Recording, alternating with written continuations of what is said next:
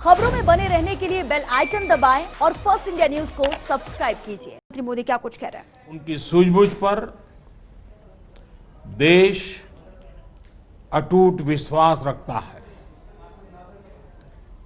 इस सर्वदलीय बैठक के माध्यम से मैं शहीदों के परिवारों को भी विश्वास दिलाता हूं कि पूरा देश उनके साथ है, पूरा देश उन्हें नमन करता है। साथियों, पूर्वी लद्दाख में जो हुआ उसको लेकर आपने रक्षा मंत्री जी और विदेश मंत्री जी को सुना भी और प्रेजेंटेशन को भी देखा। न वहां कोई हमारी सीमा में घुस आया है, न ही कोई घुसा हुआ है, न ही हमारी कोई पोस्ट किसी दूसरे के कब्जे में है। लद्दाख में हमारे 20 जाबाज शहीद हुए। भारत माता की तरफ आंख उठाकर देखा था, उन्हें वो सबक सिखा कर गए। उनका ये शौर्य, ये बलिदान हमेशा हर भारतीय के मन में अमिट रहेगा। साथियों, निश्चित तौर पर चीन द्वारा एलएसी पर जो किया गया है उससे पूरा देश आहत है, आक्रोशित है। ये भावना हमारी इस चर्चा के दौरान भी आप सबके माध्यम से बार बार प्रकट हुई है। मैं आपको भी आश्वस्त कर रहा हूं कि हमारी सेना देश की रक्षा के लिए कोई कसर नहीं छोड़ रही है।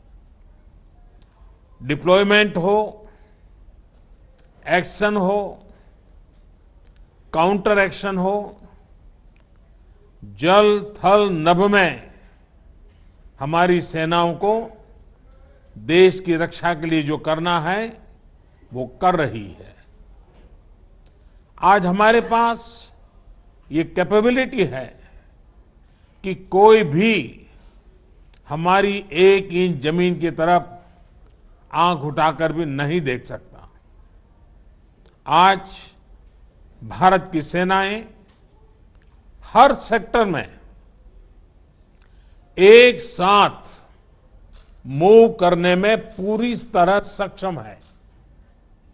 ऐसे में हमने जहां एक तरफ सेना को अपने स्तर पर उचित कदम उठाने की छूट दी है, वहीं दूसरी तरफ डिप्लोमेटिक माध्यमों से भी चीन को अपनी बात दो टूक स्पष्ट कर दी है। भारत पीस और फ्रेंडशिप चाहता है, लेकिन अपनी सॉवरेनिटी की रक्षा हमारे लिए सर्वोपरि है और आप सबने भी इसी भाव को प्रकट किया है। साथियों, बीते 5 वर्षों में देश ने अपनी सीमाओं को सुरक्षित करने के लिए बॉर्डर एरिया में इंफ्रास्ट्रक्चर डेवलपमेंट को प्राथमिकता दी है। हमारी सेनाओं की दूसरी आवश्यकताओं जैसे फाइटर प्लेन्स, आधुनिक हेलीकॉप्टर, मिसाइल डिफेंस सिस्टम आदि पर भी हमने बहुत बल दिया है। नए बने हुए इंफ्रास्ट्रक्चर की वजह से खासकर एलएसी में अब हमारी पेट्रोलिंग की कैपेसिटी भी बढ़ गई है। पेट्रोलिंग बढ़ने की वजह से अब सतर्कता बढ़ी है और एलएसी पर हो रही गतिविधियों के बारे में भी समय पर पता चल रहा है। जिन क्षेत्रों पर पहले बहुत नजर नहीं रहती थी, अब वहां भी हमारे जवान अच्छी तरह से मॉनिटर कर पा रहे हैं, रिस्पॉन्ड भी कर पा रहे हैं। अब तक जिनको कोई पूछता नहीं था, कोई रोकता टोकता नहीं था, अब हमारे जवान डगर डगर पर उन्हें रोकते हैं, उन्हें टोकते हैं। बेहतर हो रहे इंफ्रास्ट्रक्चर से एक मदद ये भी मिली है कि हमारे जवान जो उस कठिन परिस्थिति में वहां तैनात रहते हैं, उन्हें साजो सामान पहुंचाने में आसानी हुई है। साथियों, राष्ट्रहित, देशवासियों का हित हमेशा हम सभी की सर्वोच्च प्राथमिकता रही है। चाहे ट्रेड हो, कनेक्टिविटी हो, काउंटर टेररिज्म हो, भारत ने कभी किसी बाहरी दबाव को स्वीकार नहीं किया है। राष्ट्रीय सुरक्षा के लिए जो भी जरूरी कार्य है, जो भी जरूरी इंफ्रास्ट्रक्चर का निर्माण है, उसे इसी तरह तेज गति से आगे भी किया जाता रहेगा। मैं आप सभी को, सभी राजनीतिक दलों को फिर से आश्वस्त करता हूं कि हमारी सेनाएं सीमाओं की रक्षा करने में पूरी तरह सक्षम है।